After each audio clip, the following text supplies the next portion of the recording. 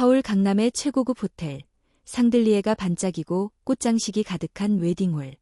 하객들은 명품 정장을 차려입고 샴페인 잔을 부딪히며 축배를 들고 있었다. 오늘은 강 그룹의 후계자, 강민호와 평범한 집안 출신이지만 아름답고 순수한 윤지아의 결혼식 날이었다. 지아는 순백의 웨딩드레스를 입고 거울 앞에 서 있었다. 실크처럼 매끄러운 드레스 자락이 바닥을 쓸며 흘러내렸고 레이스로 장식된 긴 소매가 그녀의 팔을 감싸고 있었다. 그녀의 손은 미세하게 떨리고 있었지만 얼굴에는 미소가 떠올라 있었다. 옆에서 지켜보던 친구 정소라는 감탄을 금치 못하며 말했다. 지아야, 너 정말 아름다워. 민호 오빠는 정말 복 받은 거야. 지아는 미소를 지으며 소라를 바라보았다. 고마워, 소라야. 나도 아직 믿기지 않아. 이렇게 큰 결혼식을 하게 될 줄은 상상도 못했어. 그때 문이 열리며 굽 높은 힐 소리가 울려 퍼졌다. 이화영, 강민호의 어머니이자 강 그룹의 실질적인 권력자인 그녀가 우아한 자태로 방에 들어섰다. 화려한 진주 목걸이와 군더더기 없는 한복 차림이 그녀의 위엄을 더욱 돋보이게 했다. 지아, 그녀의 목소리는 차갑고 날카로웠다. 준비는 다 됐니? 지아는 고개를 숙이며 답했다. 네, 어머니. 화영은 천천히 다가와 지아를 위아래로 훑어보았다. 날카로운 눈빛이 지나가며 드레스 자락에서 머리 장식까지 하나하나 평가하는 듯했다. 겉모습은 그럴듯하군. 그녀는 낮게 중얼거렸다. 하지만 기억해라. 강민호의 아내가 되었다면 이제 내 임무는 확실하다. 지아는 눈을 깜빡이며 물었다. 임무라뇨? 화영의 눈빛이 더욱 날카로워졌다. 강 그룹의 대를 이을 후계자를 낳는 것이다. 남자아이여야만 한다. 그 말에 지아는 숨을 삼켰다. 순간적으로 손이 떨렸지만 그녀는 이를 악물고 고개를 끄덕였다. 네, 명심하겠습니다. 화영은 미소도 없이 고개를 끄덕이고 뒤돌아섰다.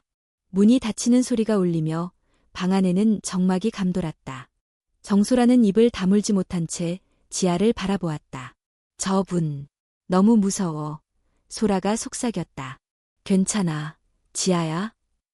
지아는 억지로 미소를 지으며 고개를 끄덕였다. 괜찮아. 민호 오빠를 위해서라면 내가 잘 해낼 수 있을 거야. 잠시 후 결혼식 음악이 울려 퍼지기 시작했다. 바이올린과 피아노의 조화로운 선율이 웨딩홀을 가득 채웠다. 지아는 깊게 숨을 들이쉬고 드레스 자락을 살짝 들어올리며 문을 열었다. 화려하게 꾸며진 예식장 중앙, 민호가 그녀를 기다리고 있었다.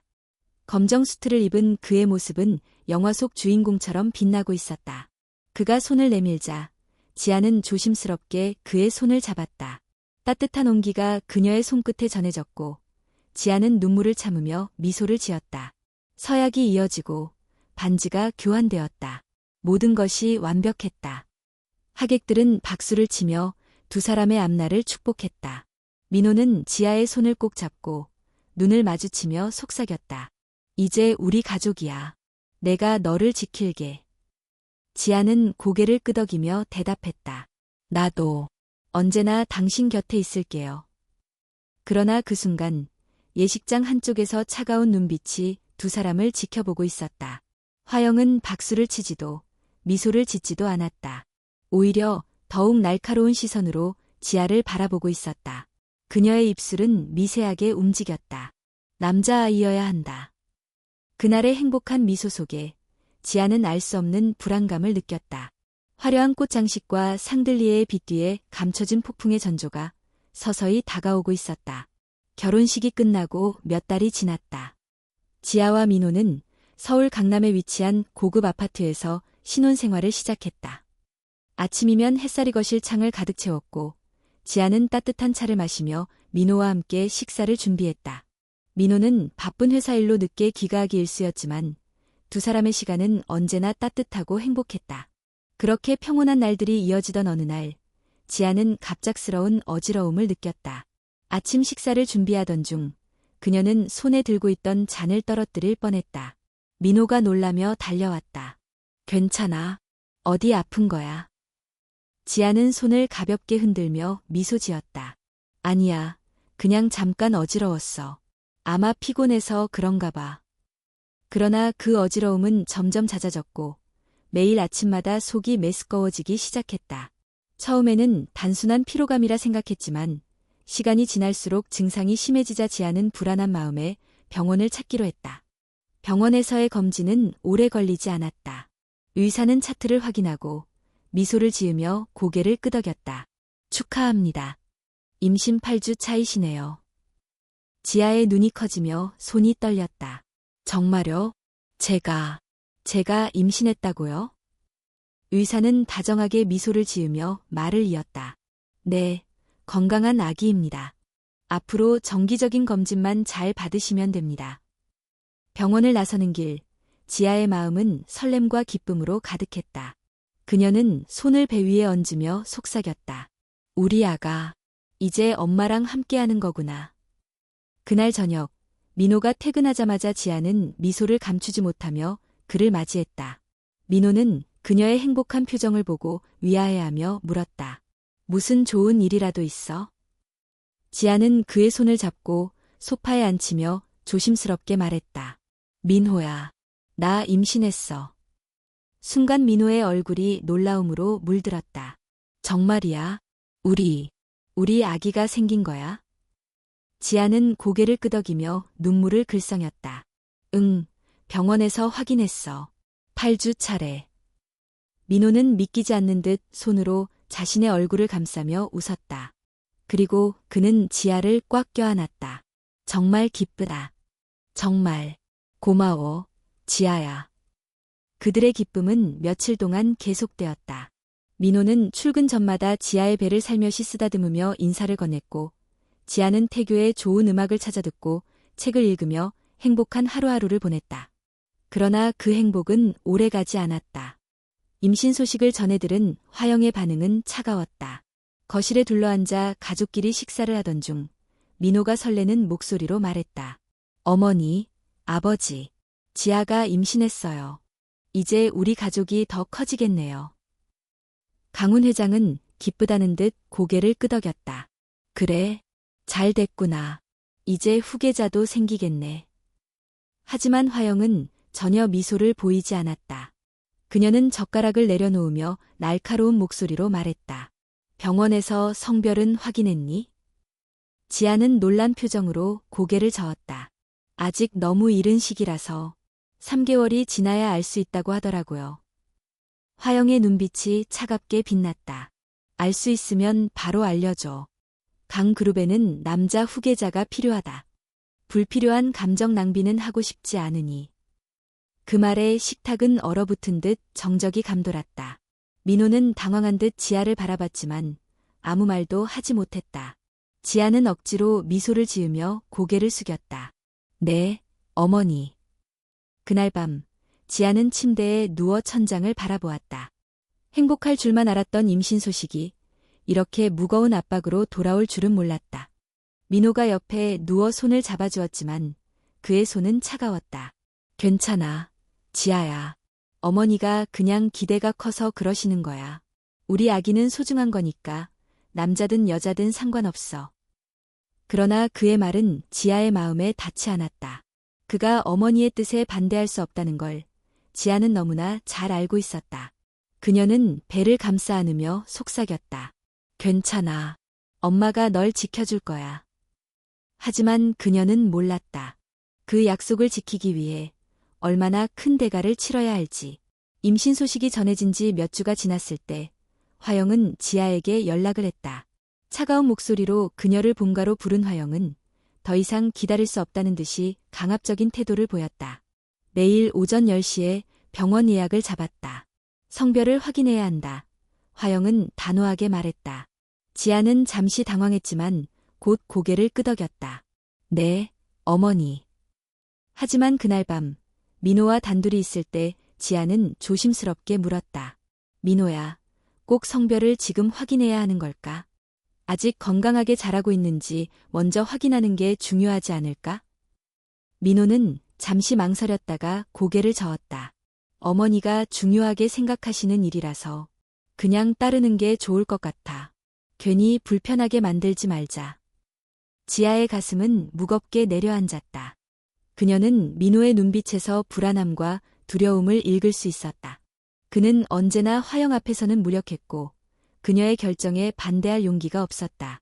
다음 날 아침, 지아는 화영과 함께 서울의 한 고급 산부인과 병원으로 향했다. 병원은 대리석 바닥이 반짝이고 벽에는 고급 그림들이 걸려 있었다. 화영은 익숙한 듯 접수대를 지나 VIP 대기실로 걸어갔다. 여기서 기다려. 담당 의사가 오면 안내할 거다. 화영은 명령하듯 말했다. 지아는 대기실에 앉아 손을 모으고 깊게 숨을 들이마셨다. 그녀의 손은 미세하게 떨리고 있었다. 만약 딸이라고 하면? 화영의 반응이 두려웠다. 잠시 후 간호사가 다가와 미소를 지었다. 윤지아 씨, 이쪽으로 오세요. 지아는 천천히 일어나 따라갔다. 초음파실에 들어서자 의사는 친절하게 인사를 건넸다. 첫 아기신가요? 축하드립니다. 그는 밝게 말했다. 지아는 미소를 지으며 대답했다. 네, 맞아요. 의사는 준비를 마친 뒤 초음파 기계를 작동시켰다. 차가운 제리배 위에 발라지자 지아는 살짝 움찔했지만 곧 스크린에 나타난 작은 생명체를 보며 눈물을 글썽였다. 작은 심장이 뛰고 있었다. 생명이 꿈틀대고 있었다. 보이시죠? 여기 아기 심장이고 팔, 다리도 잘 자라고 있네요. 의사가 설명했다. 지아는 스크린을 손으로 가리키며 말했다. 정말 여기서 살고 있네요. 그 순간 문이 열리며 화영이 들어왔다. 그녀의 시선은 곧바로 화면에 고정되었다. 성별은 확인할 수 있습니까? 의사는 잠시 망설였지만 곧 초음파 기계를 움직이며 화면을 집중했다. 네, 확인이 가능합니다. 그는 조심스럽게 대답했다. 보시는 것처럼 여자입니다. 순간 공기가 얼어붙은 듯한 침묵이 흘렀다. 지아는 스크린에 나타난 작은 손발을 보며 미소를 지었지만 그 미소는 화영의 차가운 목소리로 깨졌다. 여자아이? 의사는 고개를 끄덕였지만 화영의 눈빛은 매섭게 빛났다. 말도 안 돼. 그녀는 낮게 중얼거렸다. 강 그룹의 후계자는 남자여야 해. 지아는 손을 배 위에 얹으며 떨리는 목소리로 말했다. 어머니, 성별이 뭐든 우리 아이잖아요. 건강하게만 태어나면 되지 않나요? 화영은 냉소를 지으며 고개를 저었다. 넌 아직도 현실을 모르는구나. 이 아이가 태어나면 넌 불행해질 거야. 너도, 이 아이도. 지아는 충격에 말문이 막혔다. 화영은 의사를 돌아보며 명령하듯 말했다. 일정을 잡아. 이 아이는 낳을 수 없어. 다시 시도하면 돼. 지아의 눈이 커지며 손을 배 위에 덕꽉 얹었다. 무슨 말씀이세요? 제 아기예요. 아무도 이 아이를 해칠 수 없어요. 화영의 눈빛이 차갑게 변했다. 넌 내 말에 따를 거야. 내가 강민호의 아내인 이상 이 집안의 규칙을 어길 수 없어. 지아는 눈물을 글썽이며 고개를 저었다. 안 돼요. 절대 그럴 수 없어요. 제발, 부탁드려요. 그러나 화영은 이미 결정한 듯 다시 차가운 표정으로 문을 나섰다. 내일 아침 차가 너를 데리러 올 거다. 그때까지 마음 정리해라. 지아는 그 자리에 얼어붙은 듯 앉아 있었다. 화면 속에 남아있는 아기의 모습이 흐릿하게 흔들렸다. 그녀의 눈에는 눈물이 고였고 손은 떨렸다. 안 돼. 내가 너를 지켜줄 거야. 그녀는 배를 감싸 안으며 속삭였다. 무슨 일이 있어도 절대 널 포기하지 않을 거야.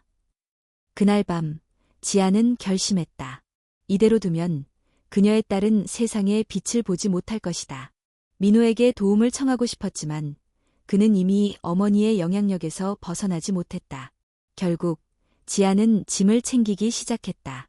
몇 벌의 옷과 신발, 그리고 민호와 함께 찍은 사진 한 장을 가방에 넣었다. 새벽이 되자 지아는 조용히 문을 열고 집을 나섰다. 찬 공기가 그녀의 볼을 스쳤지만 발걸음은 망설이지 않았다.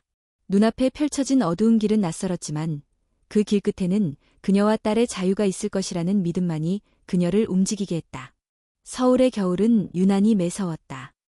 차가운 바람이 거리를 스쳐갈 때마다 사람들은 두툼한 코트에 몸을 웅크리며 발걸음을 재촉했다. 그렁거리 한복판에 두터운 목도리를 감고 커다란 가방을 든 여인이 있었다.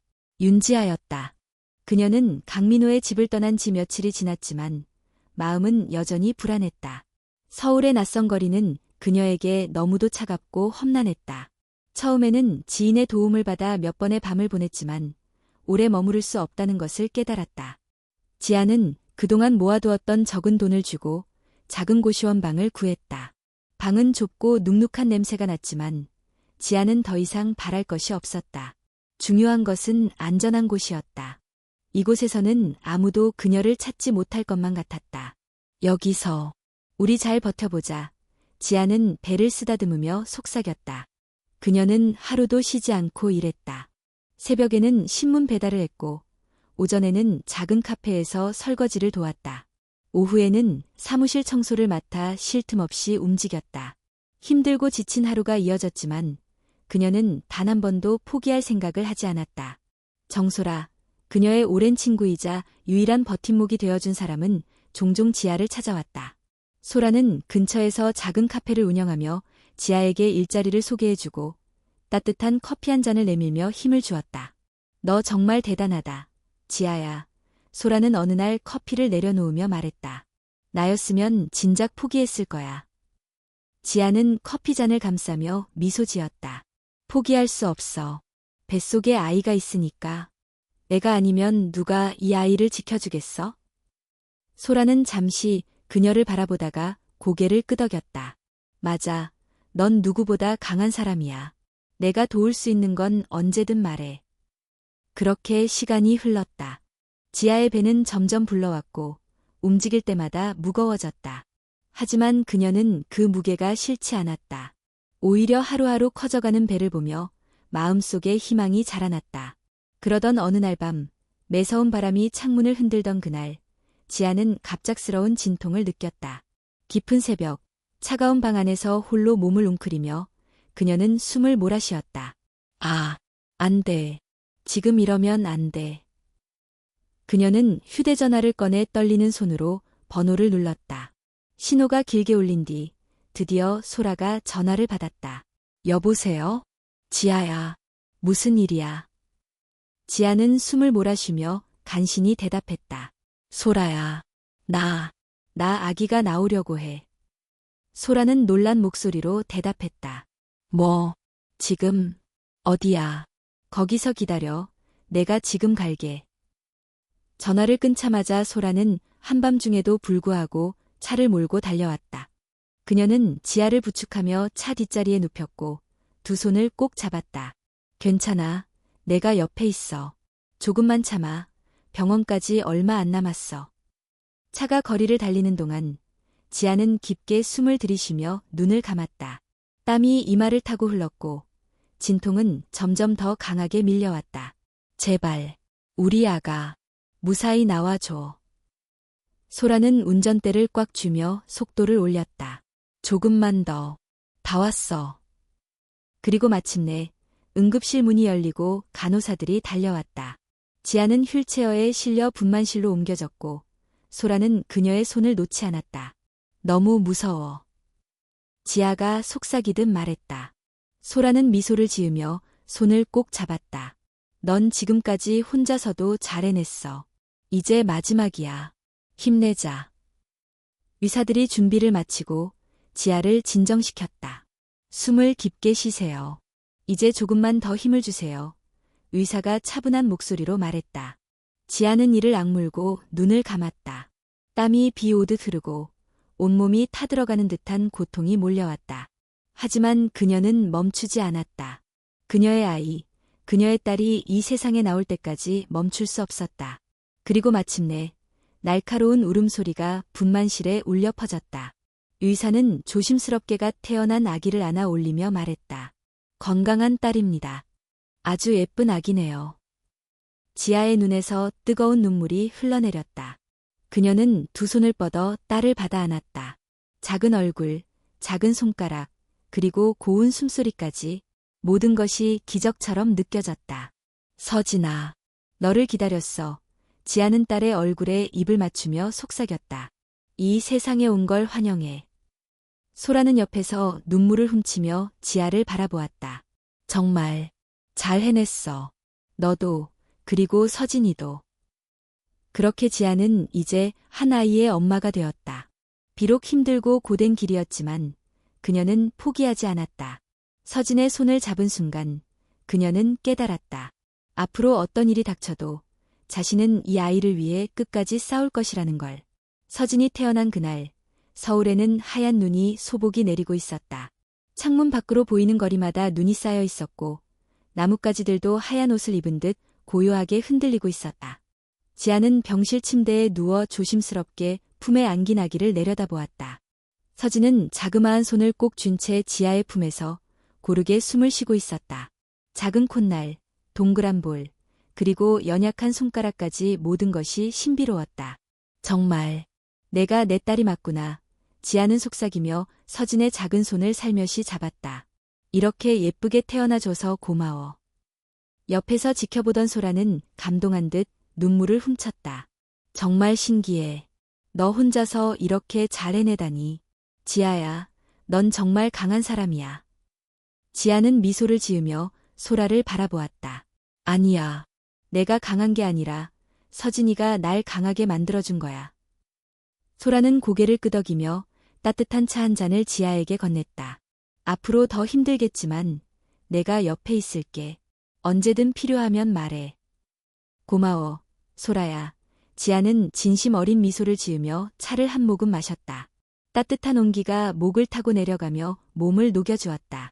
며칠 후, 지아는 병원에서 퇴원했다. 소라는 차를 몰고 그녀와 서진을 작은 고시원으로 데려다 주었다. 눈이 녹지 않은 길을 따라 천천히 걸어가며 지아는 품에 안긴 서진을 꼭 끌어안았다. 추워서 감기 들면 안 돼. 그녀는 조심스럽게 목도리를 감싸며 속삭였다. 고시원의 좁은 방에 들어서자 차가운 공기가 그녀의 피부를 스쳤다. 하지만 지아는 전혀 개의치 않았다. 그녀의 품에 따뜻한 생명이 있었다. 작은 히터를 켜고 이불을 깔고 서진을 조심스럽게 눕혔다. 서진은 작은 손을 허공에 흔들며 옹알이를 시작했다. 그 소리에 지아는 한참을 넋을 잃고 바라보다가 이내 눈물을 글썽였다. 너의 목소리를 이렇게 들을 수 있다니. 너무 행복해. 그녀는 서진의 손가락을 살며시 잡으며 웃었다.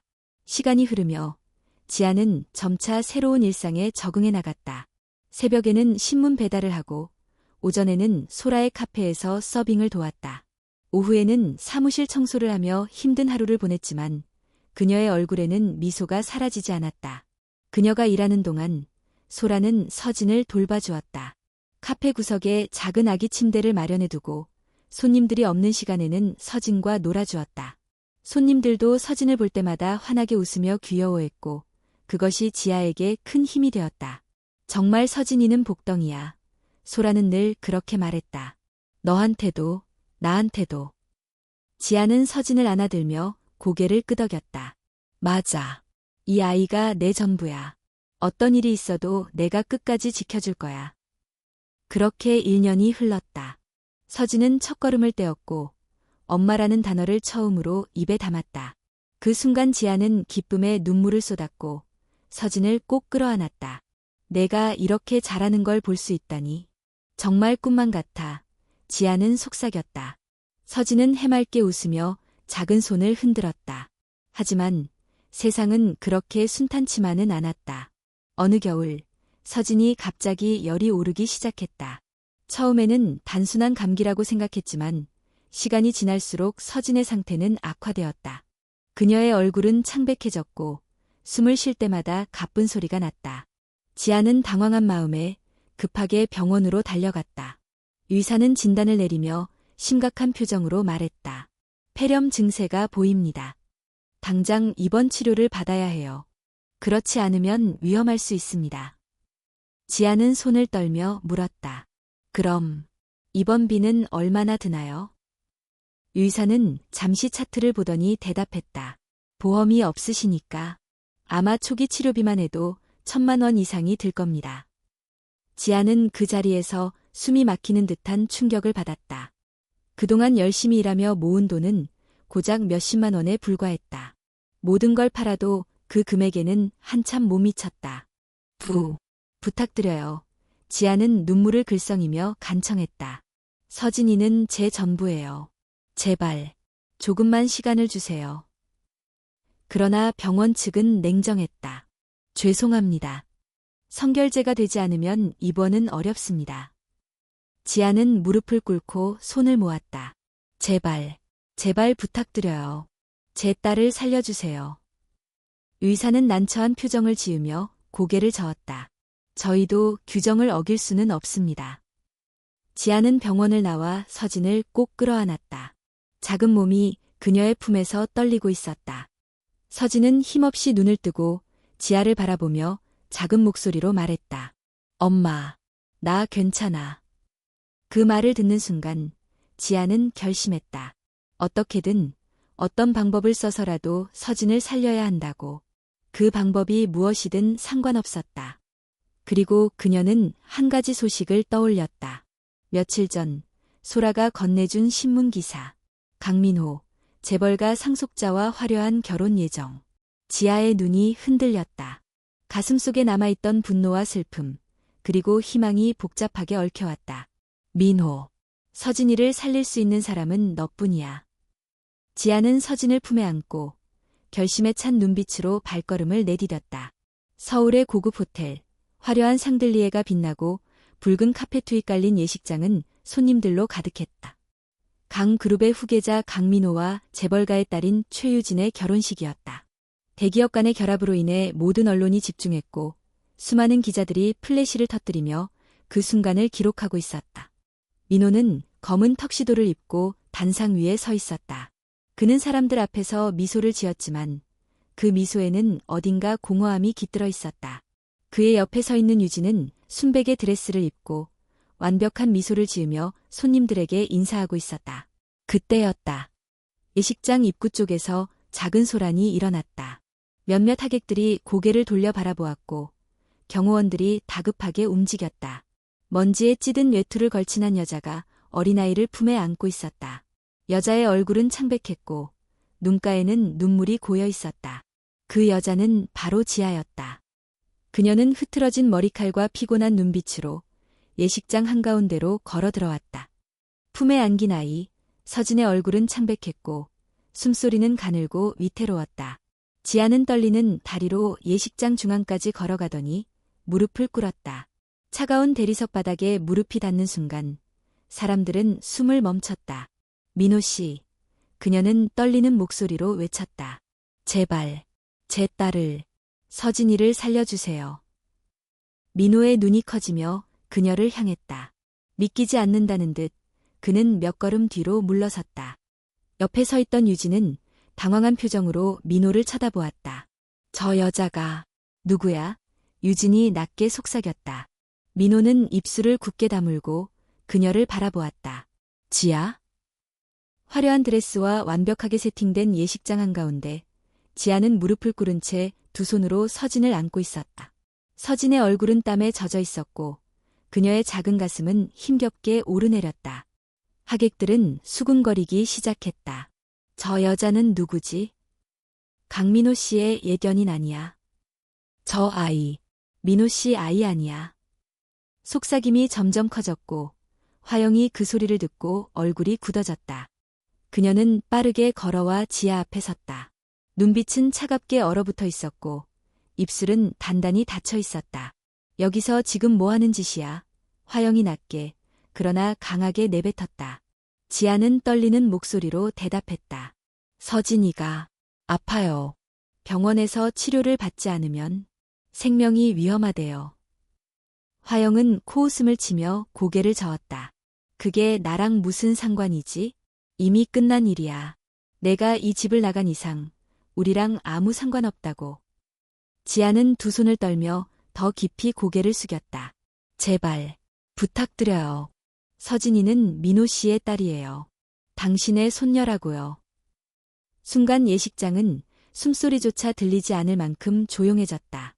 민호는 그 자리에서 굳어버렸고 유진은 충격에 입을 다물지 못했다. 말도 안 돼.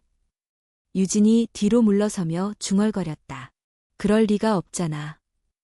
하지만 지아의 목소리는 더 강해졌다. 당신들이 원하지 않았던 아이일지라도 서진이는 여기 있어요. 숨 쉬고 있고 살아 있다고요. 그런데 왜 버리려 하는 거죠? 화영의 표정이 일그러졌다. 버린 게 아니야. 정리한 거지. 강그룹에는 남자 후계자가 필요하니까. 지아는 고개를 들었다. 눈에는 눈물이 그렁그렁 맺혀 있었지만 그녀의 목소리는 단호했다. 그게 무슨 이유가 될 수 있나요? 당신은 생명을 그렇게 쉽게 생각하나요? 화영은 대답하지 않았다. 대신 경호원들을 불렀다. 저 여자 당장 끌어내. 결혼식을 망치게 둘 순 없어.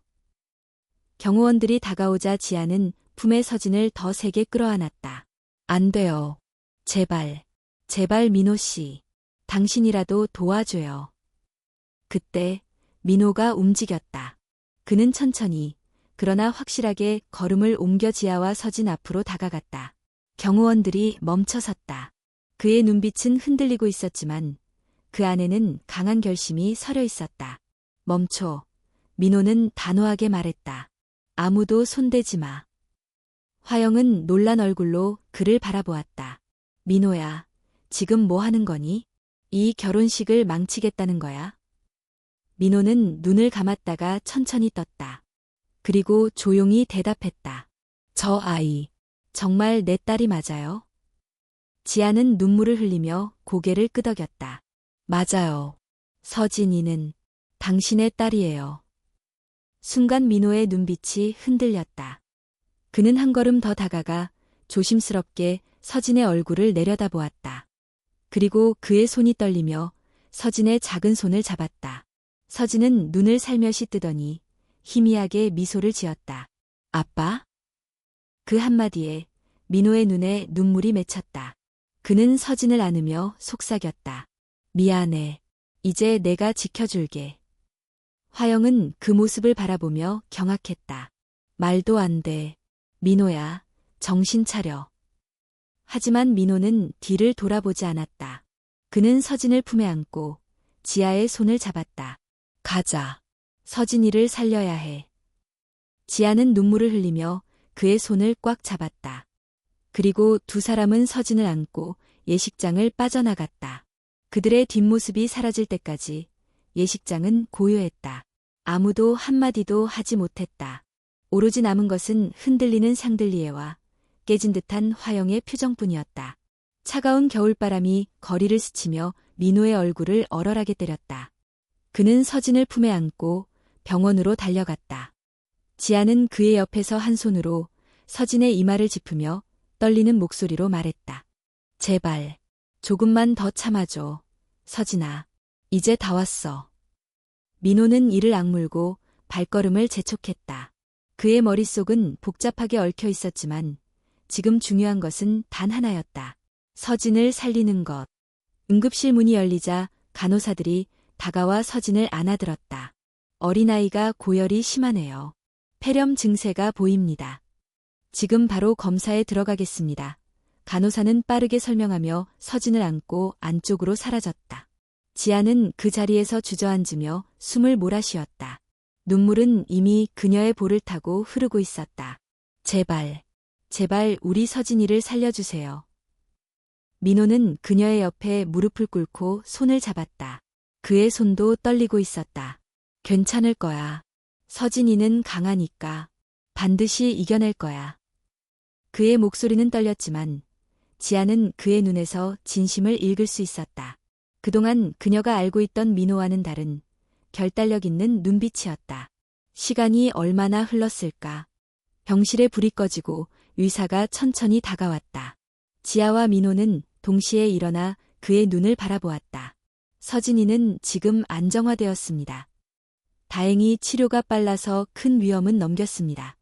앞으로 며칠간 집중 치료를 받으면 회복될 겁니다. 그 말에 지아는 그 자리에 주저앉아 얼굴을 감싸며 울음을 터뜨렸다. 감사합니다. 정말 감사합니다. 민호는 눈을 감고 깊게 숨을 들이마셨다. 그의 손은 여전히 떨리고 있었지만 그의 마음속에서 무언가 단단하게 자리 잡는 것을 느꼈다. 그는 지아를 바라보며 말했다. 지아야, 미안해. 정말 미안해. 지아는 눈물 맺힌 눈으로 그를 바라보았다. 뭐가 미안한데? 민호는 시선을 피하지 않고 그녀의 눈을 바라보았다. 그때 널 지켜주지 못했던 거, 어머니의 말에 반대하지 못하고 널 떠나보냈던 거 난 너무 비겁했어. 지아는 그의 고백에 잠시 말을 잃었다. 민호는 한참을 멈추지 않고 말을 이어갔다. 너를 찾아야 한다고, 우리 아이를 찾아야 한다고 몇 번이고 생각했지만 난 결국 어머니의 기대와 집안의 압박에 눌려 아무것도 하지 못했어. 그의 목소리는 점점 작아졌지만 그 안에는 깊은 후회가 담겨 있었다. 지아야, 난 이제야 깨달았어. 집안의 이름이나 권력보다 더 중요한 게 있다는 걸. 서진이와 너. 그게 나한테는 전부였는데 그걸 이제야 알았어. 지아는 조용히 그의 말을 들었다. 그녀의 마음속에는 수많은 감정이 교차했다. 분노, 슬픔, 그리고 미련. 그럼 이제 어떻게 할 건데? 그녀는 조용히 물었다. 민호는 깊게 숨을 들이마셨다. 난 어머니에게 맞설 거야. 내 딸을 지키기 위해서라면, 그리고 너를 다시 찾기 위해서라면 무엇이든 할 거야. 지아는 그의 눈을 바라보았다. 그의 눈빛은 흔들리지 않았고 결심이 굳건해 보였다. 그러나 그녀는 여전히 의심스러웠다. 할 수 있겠어? 어머니한테 반대한다는 건 강그룹에서 손을 뗀다는 거야. 민호는 고개를 끄덕였다. 그래, 모든 걸 내려놓을 각오가 되어 있어. 지아는 잠시 침묵하다가 한숨을 내쉬었다. 만약 그게 거짓말이라면 난 다시는 너를 믿지 않을 거야. 거짓말이 아니야. 민호는 단호하게 대답했다. 이제야 내가 진짜로 무엇을 지켜야 하는지 알았어. 그들의 대화는 서진이 입원한 병실 앞에서 조용히 이어졌다. 민호는 밤새 그곳을 지켰고 지아 역시 병실을 떠나지 않았다. 다음 날 아침, 화영이 병원에 도착했다. 그녀는 예식장에서 있었던 일에 대해 격노한 얼굴로 민호를 찾았다. 민호야, 지금 뭐 하는 짓이야? 당장 애들을 정리하고 돌아와. 결혼식은 이미 망가졌어. 하지만 민호는 그녀를 똑바로 바라보며 대답했다. 어머니, 이제 그만하세요. 화영은 믿기지 않는다는 듯한 표정으로 그를 바라보았다. 뭐라고? 지금 나한테 반항하는 거니? 네, 민호는 단호하게 말했다. 저는 이제 제가 지켜야 할 게 뭔지 알아요. 어머니의 욕심이 아니라 제 가족을 지킬 거예요. 지아와 서진이 제 가족이에요. 화영은 손을 떨며 뒤로 물러섰다. 민호야, 너 정말로 이렇게 나올 거니? 내가 가진 모든 걸 잃게 될 거야. 그렇다 해도 상관없어요. 민호는 흔들림 없이 대답했다. 그동안 어머니의 기대에 맞추려고 살았지만 이제는 제 선택을 할 겁니다.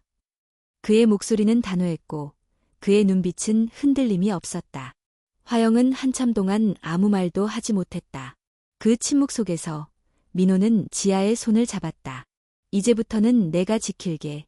그는 조용히 속삭였다. 지아는 그의 손을 내려다보다가 천천히 고개를 끄덕였다. 그래, 믿어볼게. 그날 민호는 서진이의 치료비를 전에 결제했고 병원에서 최고 수준의 치료를 받도록 조치했다. 서진이는 빠르게 회복되었고 지아의 얼굴에도 오랜만에 미소가 떠올랐다. 그렇게 그들은 다시 하나가 되었다. 아직 해결해야 할 문제들은 산더미였지만 이번에는 함께 맞설 준비가 되어 있었다. 서진의 치료가 차츰 안정되어 가면서 병실에는 평화가 찾아왔다. 창밖으로는 겨울이 서서히 물러가고 있었고 얼어붙었던 가지에도 새순이 돋아나기 시작했다. 지아는 창가에 앉아 햇빛을 받으며 책을 읽는 서진을 바라보았다. 작은 손으로 책장을 넘기며 웃는 아이의 모습을 보며 그녀는 모든 걸 견뎌낸 보람을 느꼈다. 그날 오후 민호가 병실 문을 조심스럽게 열고 들어왔다. 그의 손에는 커다란 봉투가 들려 있었고 얼굴에는 결연한 의지가 담겨 있었다. 지아야. 민호는 조심스럽게 입을 열었다. 할 말이 있어. 지아는 서진을 바라보다가 천천히 일어나 그를 마주했다. 무슨 일이야? 민호는 봉투를 그녀에게 내밀며 설명했다. 강그룹에서 완전히 손을 뗐어. 어머니와도 더 이상 관계를 유지하지 않겠다고 선언했어. 그 말에 지아의 눈이 커졌다. 정말이야? 민호는 고개를 끄덕였다. 어머니는 받아들이지 못했지만 난 결심했어. 너와 서진이를 지키기 위해선 내가 떠나야 한다고. 지아는 봉투를 열어 안을 살펴보았다. 안에는 민호가 정리한 서류들과 몇 장의 계약서가 있었다. 그는 이미 모든 재산과 주식을 포기하고 개인 소유의 작은 아파트 한 채만 남겨두었다. 이제 우리가 시작할 수 있는 건 이 집 하나뿐이야. 민호는 담담하게 말했다. 하지만 괜찮다면 너와 서진이랑 같이 그곳에서 살고 싶어. 지아는 잠시 말없이 그를 바라보았다. 그의 눈빛은 단단했고 결심에 차 있었다. 예전에 흔들리던 모습은 찾아볼 수 없었다. 그가 진정으로 변했다는 걸 그녀도 느낄 수 있었다. 왜 이제야 이런 결정을 한 거야? 지아는 낮게 물었다. 민호는 씁쓸하게 미소를 지었다. 이제서야 내가 무엇을 잃고 있었는지 깨달았으니까. 어머니의 기대에 맞추려다 진짜 소중한 걸 잃고 있었다는 걸 서진이를 품에 안았을 때 깨달았어. 지아의 눈에는 눈물이 고였다. 그래도 그동안의 시간들은, 우리가 잃어버린 시간들은 어떻게 할 건데? 민호는 그녀의 손을 조심스럽게 잡았다. 다시 되돌릴 수는 없지만 앞으로의 시간은 우리가 만들 수 있어. 다시 시작하자, 지아야. 이번엔 내가 지켜줄게. 그의 손은 따뜻했고 진심이 담겨 있었다. 지아는 그의 손을 내려다보다가 천천히 고개를 끄덕였다. 그래, 우리 다시 시작해보자. 그날 민호는 병원에서 퇴원 수속을 밟았다. 서진은 작은 가방을 메고 민호의 손을 꼭 잡았다. 아빠, 우리 어디 가? 민호는 서진의 작은 손을 꽉 잡으며 미소를 지었다. 우리 집으로 가자. 이제 내 방도 있고 내가 놀 수 있는 마당도 있어. 서진의 눈이 반짝이며 기뻐했다. 정말 나만의 방이 생기는 거야? 그렇지. 그리고 너랑 엄마랑, 그리고 아빠랑 함께 살 거야. 민호는 다정하게 대답했다. 그 말에 서진은 활짝 웃으며 그의 손을 더욱 꽉 잡았다. 지아는 그들을 뒤따르며 미소를 지었다. 그녀의 마음 속에서 무겁게 자리 잡았던 불안이 서서히 녹아내리는 것만 같았다. 그들이 도착한 곳은 강남의 화려한 빌딩들이 아닌 서울 변두리에 위치한 작은 단독주택이었다. 정원이 있는 아담한 집은 오래된 벽돌로 지어져 있었지만 그곳에는 따뜻한 기운이 감돌았다. 지아는 현관에 들어서자마자 깊게 숨을 들이마셨다. 여기가 우리가 살 곳이구나. 그녀는 조용히 중얼거렸다. 민호는 웃으며 말했다. 응, 오래된 집이긴 하지만 우리 손으로 조금씩 고쳐나가면 돼. 이젠 누구의 간섭도 받지 않을 거야. 지아는 그 말에 미소를 지으며 고개를 끄덕였다. 그래, 우리 힘으로 만들어가자. 그날 밤, 세 사람은 집안 곳곳을 둘러보며 계획을 세웠다. 서진의 방에는 꽃무늬 벽지를 붙이고 창가에 작은 책상을 놓을 계획이었다. 거실에는 가족이 함께 모여 앉을 수 있는 소파를 들이고 벽에는 서진의 그림들을 걸기로 했다. 밤이 깊어지자 서진은 피곤한 듯 지아의 무릎에 누워 잠이 들었다. 민호는 조용히 다가와 담요를 덮어주며 속삭였다. 이렇게 우리 셋이 함께 있을 수 있다는 게 꿈만 같아. 지아는 서진의 얼굴을 어루만지며 고개를 끄덕였다. 맞아. 나도 그래. 이 순간이 영원했으면 좋겠어. 민호는 지아의 손을 살며시 잡았다. 이제 더는 누구도 우리를 떨어뜨리지 못할 거야. 내가 약속할게. 지아는 그의 손을 꼭 잡으며 미소 지었다. 그녀의 마음속에 남아있던 두려움은 조금씩 사라져갔고 대신 작은 희망이 자리 잡기 시작했다. 그렇게 그들의 새로운 삶이 시작되었다. 과거의 상처는 아직 남아있었지만 그들은 함께라면 어떤 어려움도 이겨낼 수 있을 것 같은 확신이 들었다. 민호와 지아, 그리고 서진은 새로운 집에서 조용하지만 따뜻한 일상을 시작했다. 서진은 자신의 방을 무척이나 좋아했다. 벽에는 꽃무늬 벽지가 새롭게 붙여졌고 창가에는 작은 책상이 놓였다. 지아는 매일 아침 창문을 열어 햇살이 방 안으로 가득 들어오게 했고, 서진은 그 햇살 아래에서 그림을 그리며 시간을 보냈다. 민호는 서진과의 시간을 놓치지 않으려 회사를 그만두고 근처 작은 목공소에서 일하기 시작했다. 그의 손은 나무 조각을 다듬으며 상처투성이가 되었지만 얼굴에는 미소가 떠나지 않았다. 힘들지 않아? 어느 날 지아가 걱정스럽게 물었다. 민호는 나무에 묻은 먼지를 털어내며 웃었다. 전혀. 오히려 이렇게 일하면서 서진이와 함께할 수 있는 시간이 많아져서 좋아. 지아는 그의 얼굴을 바라보며 작은 미소를 지었다. 그가 이렇게까지 변할 줄은 상상도 못했지만 지금의 그는 진정한 가족을 위해 헌신하고 있었다.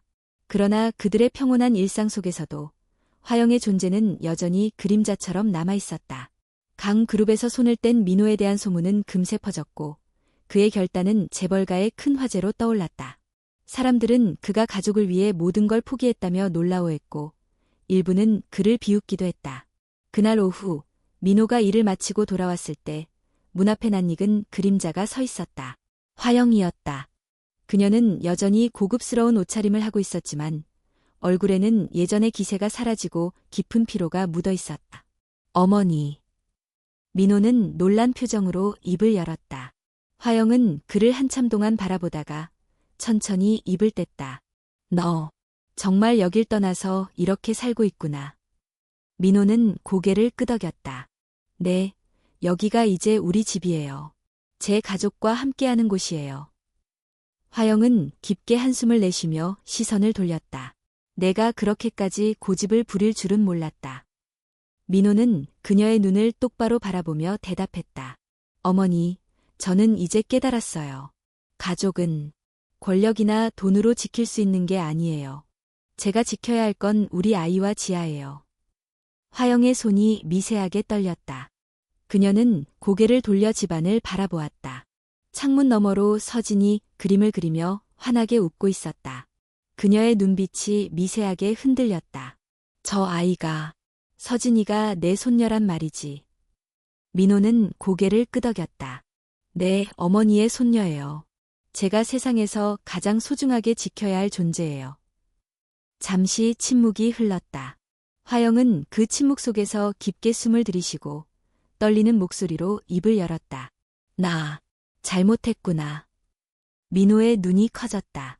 그가 평생 동안 들어보지 못한 말이었다. 어머니, 지금 뭐라고 하셨어요? 화영은 미세하게 떨리는 손을 모으며 말을 이었다. 난 강 그룹을 지키기 위해 너를 그렇게 키웠어. 감정은 사치라고 생각했고 사랑은 약점이라고 여겼지. 그래서 널 그렇게 몰아붙였던 거야. 그녀의 목소리는 작아졌지만 진심이 담겨 있었다. 하지만 그게 다 잘못된 선택이었어. 널 잃고 나서야 알았어. 내가 정말 중요한 걸 놓치고 있었다는 걸. 민호는 숨을 삼키며 그녀를 바라봤다. 어머니. 화영은 눈물을 흘리지 않았지만 그녀의 표정에는 깊은 후회가 서려 있었다. 돌아올 수 있겠니? 아니, 돌아와 줄 수 없겠지. 하지만 내가 할 수 있는 건 다 할게. 서진이에게, 그리고 너와 지아에게 내가 잘못한 걸 속죄하고 싶어. 그 순간 현관문이 살며시 열리며 지아가 모습을 드러냈다.